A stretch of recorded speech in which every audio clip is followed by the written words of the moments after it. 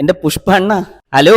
അങ്ങനെ അതിരാവിലെ 4:10 പോയിട്ട് പുഷ്പ കണ്ടിട്ട് വരുന്ന വഴിയാണ് കേട്ടോ. പുഷ്പ 1ന്റെ 7 അയലൊക്കത്തില്ല, ഒരു ആവറേജ് പടം. ഫസ്റ്റ് ഹാഫ് ആണെങ്കിൽ അന്യായ ലാഗ്, സെക്കൻഡ് ഹാഫ് കുറച്ച് കണ്ടുകൊണ്ടിരിക്കാം. പടത്തിന്റെ മെയിൻ ഫോൾട്ട് എന്ന് വെച്ചാൽ ഹൈലി പ്രഡിക്റ്റബിൾ ആയിരുന്നു.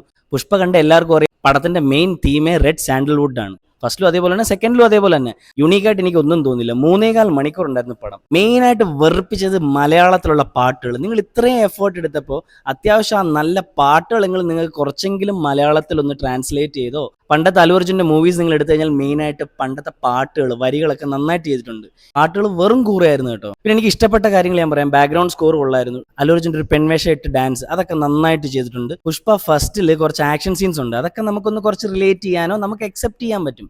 പക്ഷെ ഇതിനകത്ത് ചില ആക്ഷൻ സീൻസ് ഒക്കെ നമുക്ക് ഒരിക്കലും അക്സെപ്റ്റ് ചെയ്യാനോ ലോജിക്കോ ഇല്ല അതിനകത്തൊന്നും. പടം സ്റ്റാർട്ടിങ്ങിൽ കാണുമ്പോൾ തന്നെ നമുക്ക് മനസ്സിലാവും ഇതിന്റെ 3rd ഭാഗം വരുന്നുണ്ടെന്ന്. പുഷ്പ 2 ദ റൂള് എനിക്ക് ഒരു ആവറേജ് പടമായിട്ടാണ് തോന്നിയത്. ഇനി നിങ്ങൾക്ക് എങ്ങനെയാണെന്ന് കമന്റിൽ പറയുക. പിന്നെ ഇതെന്റെ പേഴ്സണൽ അഭിപ്രായമാണ്, നിങ്ങൾക്ക് വന്ന് കാണണമെങ്കിൽ കാണാം. പുഷ്പ പാർട്ട് 3 റാംപേജിന് വേണ്ടി വെയിറ്റ് ചെയ്യാം. അതിന് 2-3 വർഷം എടുക്കുമായിരിക്കും. അപ്പൊ ഞാൻ ഈ പടത്തിനെ 5-1 2 റേറ്റ് ചെയ്യുന്നു.